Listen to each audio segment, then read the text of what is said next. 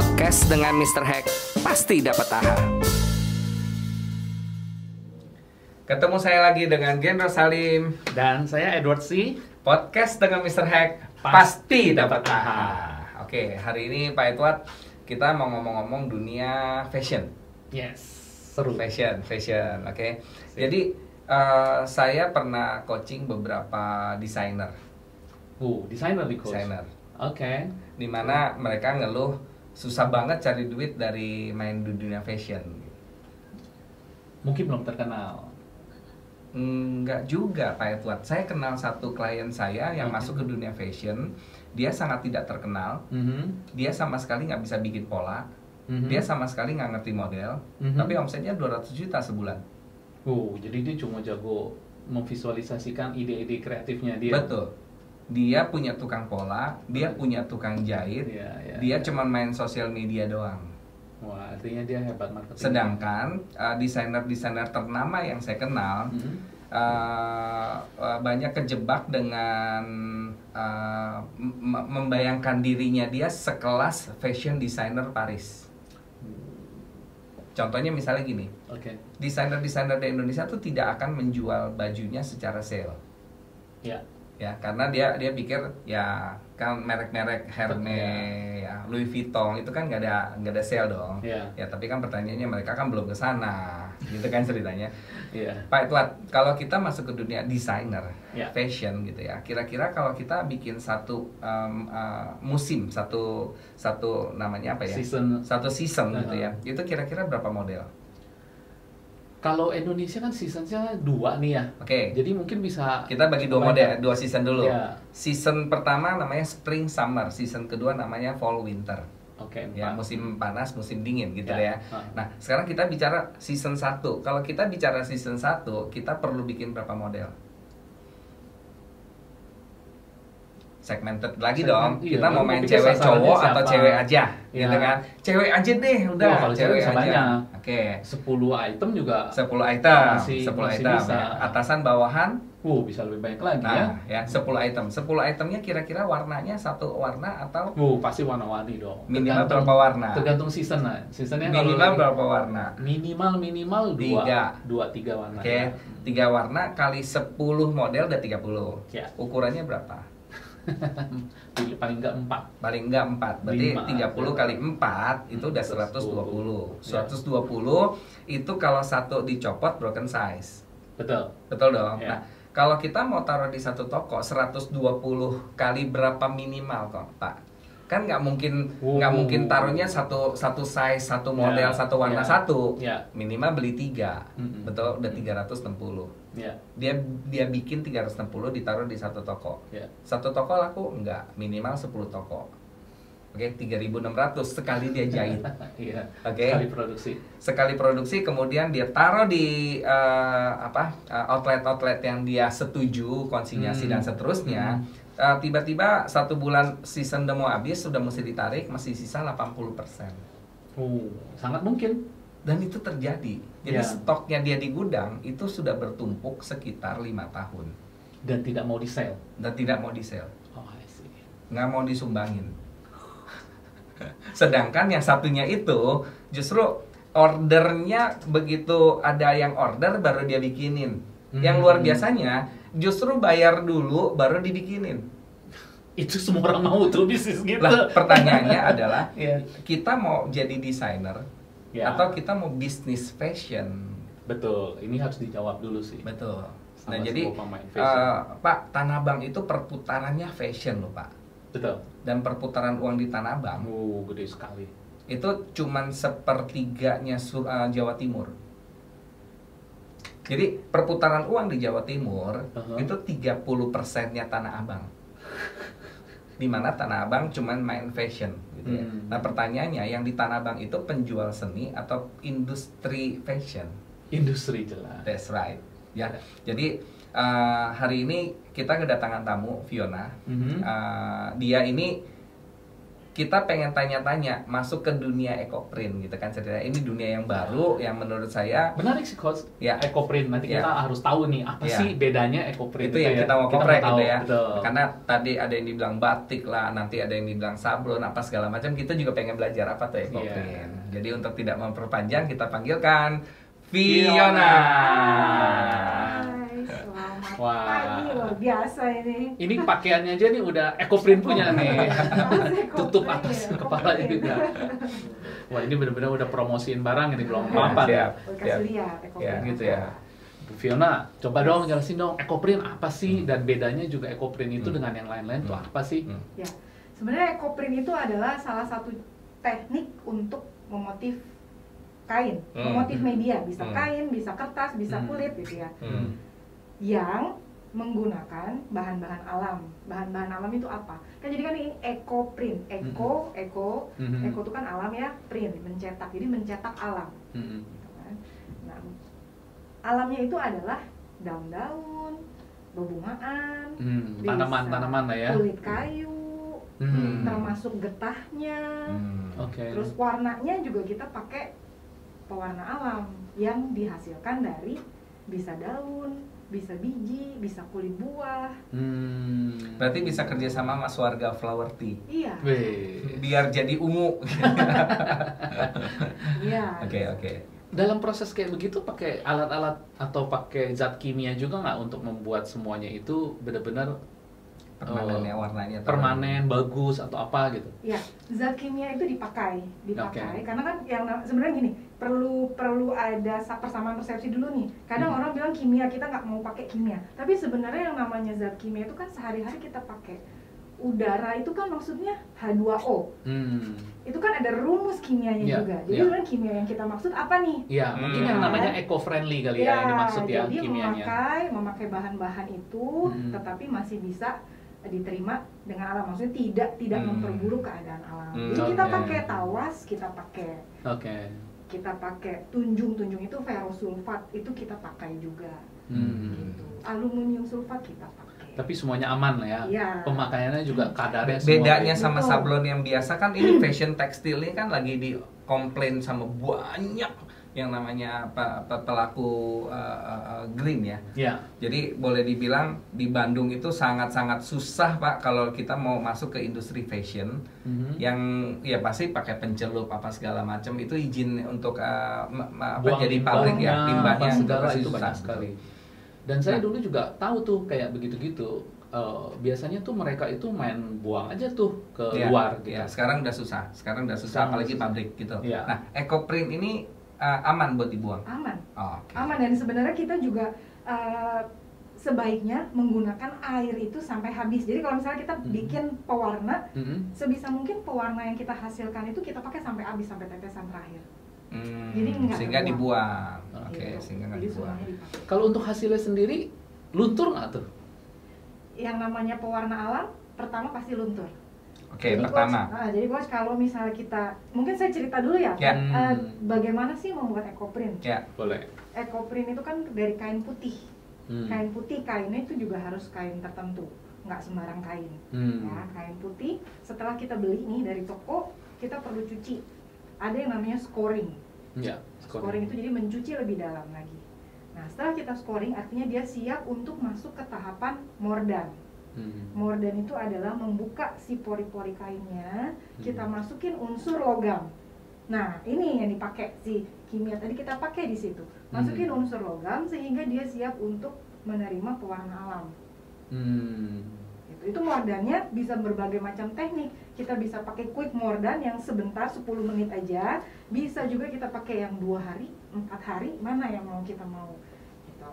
Makin lama makin mahal. Bisa, atau mana yang efek apa yang mau kita dapat itu sih sebenarnya.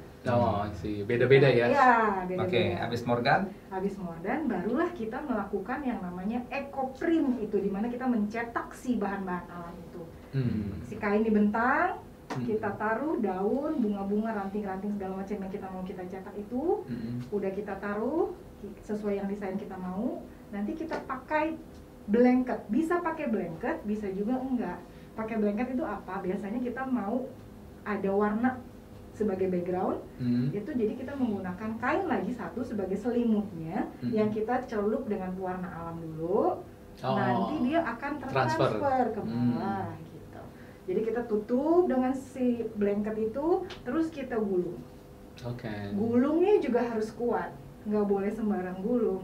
Kayaknya tangannya coba begini, gua kenceng kan. terus harus kuat dan maksudnya harus kenceng, jangan diusahakan jangan ada udara di situ kan, supaya dia benar-benar nempel banget sama si kainnya. Kita tutup, terus kita kukus atau rebus. Biasanya dalam bentuk gulungan. Dalam bentuk gulungan. Sedaun-daunnya. Wah, tungkunya ini harus besar dong, pancinya. Tergantung sebesar apa yang kita mau kita lakukan. Ini kain kaos belum jadi atau kaos sudah jadi yang kita bisa buat ini? Bisa dua-duanya. Bisa kaos sudah jadi bisa, kita mau pakai lembaran kaos juga bisa, meteran gitu ya, bisa juga. Gitu. Terus dimasak? Ya, kita masak, kita kukus. Bisa kukus, bisa rebus. Saya biasanya pakai kukus. Ya, terus? Kukus selama 1,5 sampai 2 jam. Habis itu? Habis itu kita buka. Nah, setelah kita buka, kita perlu waktu untuk dia oksidasi dengan udara dulu nih. Kita kasih waktu lah dia. Lalu nanti harus kita fiksasi. Ada yang perlu fiksasi, ada yang tidak. Tergantung mana teknik yang kita, dan apa yang tadi kita lakukan. Ya, kalau di fiksasi kita biasanya pakai tawas, pakai tunjung. Nah, kalau pakai tunjung nanti warnanya akan jadi lebih gelap. Seperti itu. Jadi tergantung efek apa yang mau kita dapatkan. Gitu kan. Setelah kita fiksasi, kita harus cuci. Tentu harus cuci. Jadi pencucian pertama pasti dia akan luruh. Pasti akan ada luruh warnanya. Saya biasanya lakukan 3-5 kali cuci sebelum saya jual. I see. Gitu. Tapi setelah udah dijual begitu, kalau kita konsumen beli, cuci udah nggak luntur dong? Tidak luntur. Tapi cucinya harus pakai lerak atau sampo bayi. Jadi jangan pakai deterjen biasa. Ya kalau kita kan nggak ngerti. Nanti itulah tugas kami untuk mengedukasi mereka para konsumen. Gitu. Belum lagi kita rendam lagi di deterjen. Berapa? 1-2 jam baru dicuci. Abis deh itu. Bawa ke laundry juga abis deh. Nah kalau saya dengar proses yang begitu panjang, menurut saya ya akan sangat sulit kalau seandainya kita menyasar market bawah. Ya, yang menggantikan misalnya kalau kita bicara orang yang suka pakai batik cap, gitu ya, sablon, gitu ya. Tapi kalau dia sukanya dari dulu batiknya batik tulis, ini baru tepat. Betul dong. Betul. Apa bedanya batik tulis sama tadi saya dengar prosesnya ekoprint? Itu kan satu-satu, bro. Satu-satu. Pakai cantik. Kayak keong ya. Satu-satu. Gitu kan, satu-satu. Ini prosesnya berapa lama? Seminggu gitu kan ceritanya. Makanya nggak heran kainnya juga harganya jutaan. Gitu. Yang saya dengar dari Fiona, masalahnya banyak yang ngaku-ngaku ekoprint, gitu ya. Saya nggak tahu apakah prosesnya sama dan tidak, tapi karena mengaku terus menjual dengan harga murah, ya pelaku ekoprintnya stres gitu ya. Mencoba bersaing sama mereka, turun-turunin harga, akhirnya malah kacau balau. Gitu. Itu menurut saya. Jadi kalau saya udah dengar begitu susahnya, ya udah sekalian jangan cari kain murah, kainnya udah kain premium. Prosesnya diseriusin, sampai detail-detailnya. Kelasnya jadi beda. Betul. Itu kalau kita bicara proses produksinya. Ya itu baru satu kalau kita bicara industri fashion. Ya, jadi kalau saya lihat Fiona seperti begini kerjanya, ya ngincernya udah pangsa pasar atas. Peak, udah main sama orang-orang sosialita Pondok Indah, gitu loh ceritanya. Mungkin kita harus nanya Bu Fiona sendiri nih. Gimana nih Bu? Apanya? Pangsa pasarnya, rencana ke depan. Terus terang memang itu PR sih, masih PR. Karena sekarang saat ini memang, sekarang memang si Kanantra dan Nantra ini udah, puji Tuhan sudah masuk alun-alun. Tapi baru satu nih alun-alun, yang lain masih harus dicari dan ya harus masuk ke sana memang. Ibu udah bisa masuk alun-alun, itu udah bersyukur Bu. Banyak sekali yang lain belum bisa masuk alun-alun. Berarti coba dorong lagi untuk bisa masuk Sogo. Menurut Ibu bisa masuk alun-alun, apa yang menyebabkan produk Ibu bisa masuk ke sana? Ya itu eco-friendly, yang kita jual eco-friendly-nya, Uniknya karena satu barang dengan barang yang lainnya nggak akan sama. Saya mau motif satu kain, saya suka nih motif ini, saya suruh bikin lagi yang persis kayak gitu, belum tentu saya bisa walaupun dengan teknik yang sama. Ya, karena handmade semua kan. Nah, itu paling disukai oleh orang-orang yang 25 M ke atas itu. Betul. Gue nggak mau disamain gitu kan. Betul. Begitu lihat bajunya sama, ogah gitu kan ceritanya. Fiona kan nggak cuma ekoprint setahu saya. Iya betul. Nah, kenapa mau nekunin bidang ini gitu? Ya karena ini keunikannya itu tadi sih, dan mesti rasain, coach Edward sama coach mesti rasain ketika kita membuka bundle itu, membuka gulungan ekoprint itu tuh apa ya, wah gitu loh. Daun, saya dulu nggak tahu nih daun ini namanya, pokoknya saya tahu daun warnanya hijau, udah itu daun gitu. Tapi ketika kita buka dan ternyata kita bisa lihat bahwa urat daunnya tuh kayak gitu loh, tulang daunnya tuh kayak gitu loh, sedetil itu loh. Exciting ya? Iya, dan warnanya ketika ketemu ini dia warnanya bisa yang lain, ketika warna itu yang lain lagi warnanya. Itu dari sudut pembuat. Iya, memang dari sudut saya, makanya saya getol itu dari membuat. Itu dari sudut pembuat, tapi pertanyaannya dari sudut pemakai, apakah mereka waktu makai itu impress, wah keren banget dia kainnya gitu loh. Itu yang harus dicari tahu gitu loh, Fiona.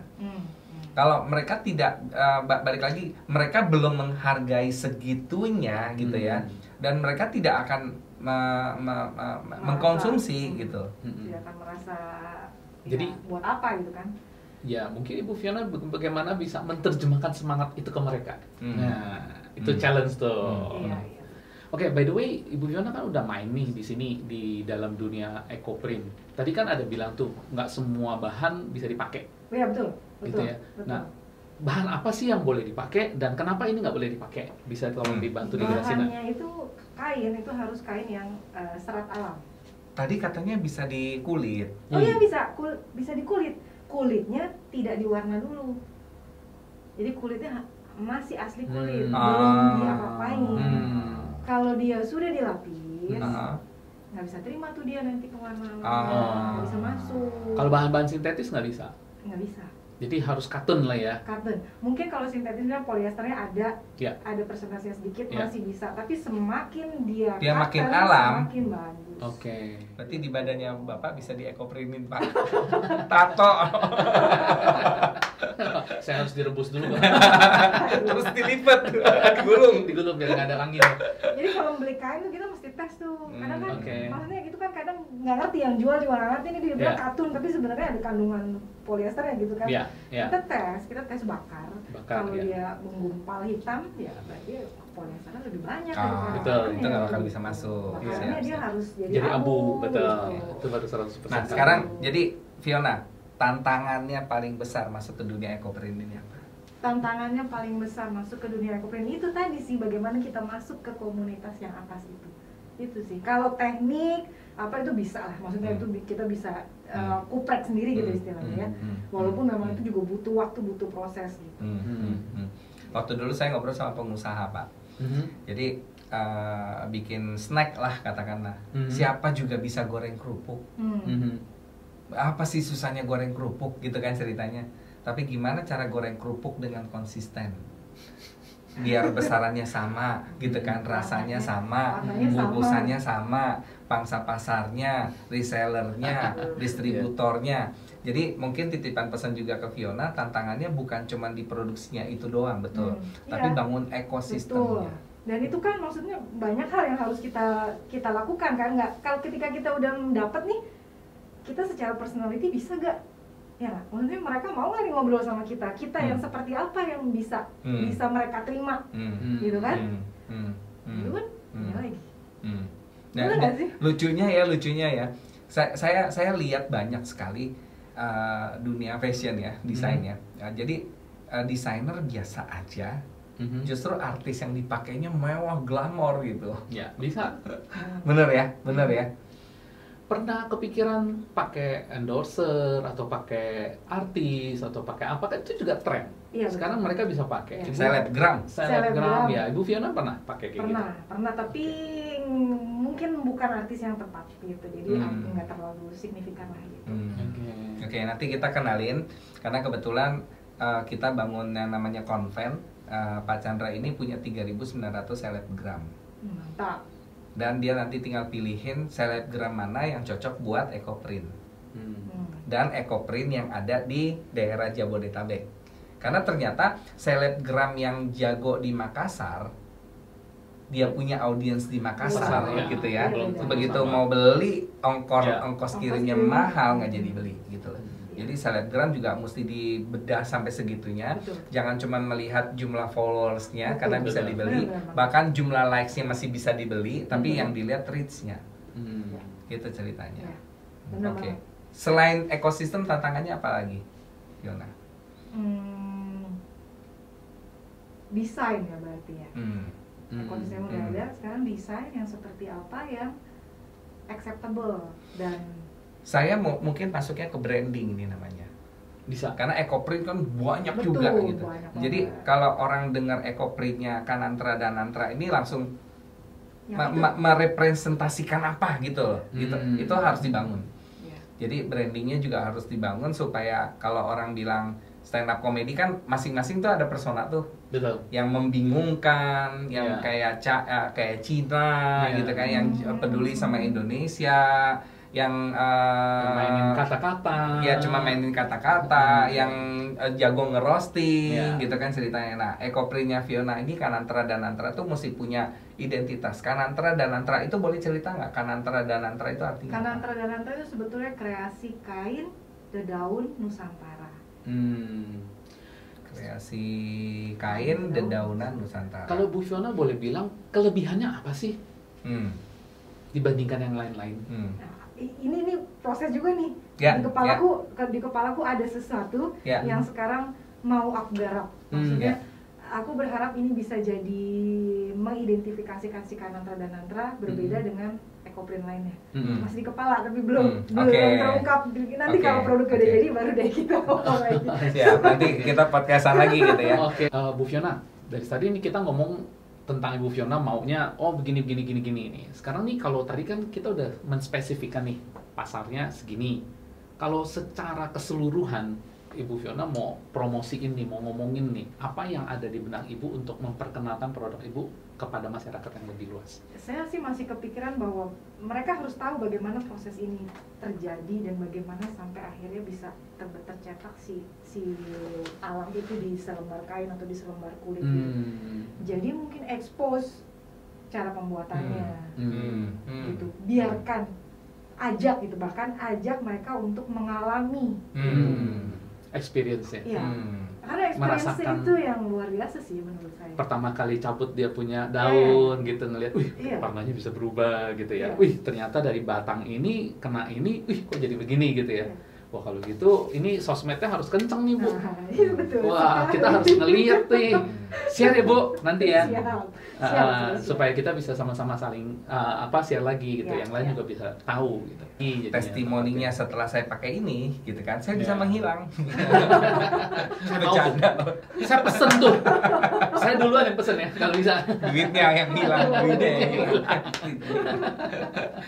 Oke, jadi mudah-mudahan perbincangan kita hari ini bisa cukup menggugah gitu ya orang-orang. Ini Ecoprint mahal loh. Udah nggak usah dibilang murahan deh gitu loh. Ini barang yang luar biasa. Bernilai. Buat orang yang sudah peduli dengan alam. Betul. Buat orang yang pengen tahu bagaimana badan ini cocoknya sama alam gitu loh. Nggak cuma cacat kimia doang gitu kan ceritanya. Dan prosesnya bener-bener dari hati menurut saya. Karena gulungnya nggak boleh ada ininya, nggak boleh itunya. Bayangin kita memakai sebuah busana yang benar-benar diperhatikan banget cara bikinnya. Betul. Nggak main-main itu. Benar-benar semuanya ya Bu ya, dari awal, dari pemilihan bahan, prosesnya sampai selesai dimasak, dan bahkan katanya dicuci aja sampai 3 kali ya Bu ya. Itu namanya luar biasa nih. Oke. Jadi sekali lagi saya Gendro Salim dan saya Edward C. Sampai jumpa di AHA berikutnya.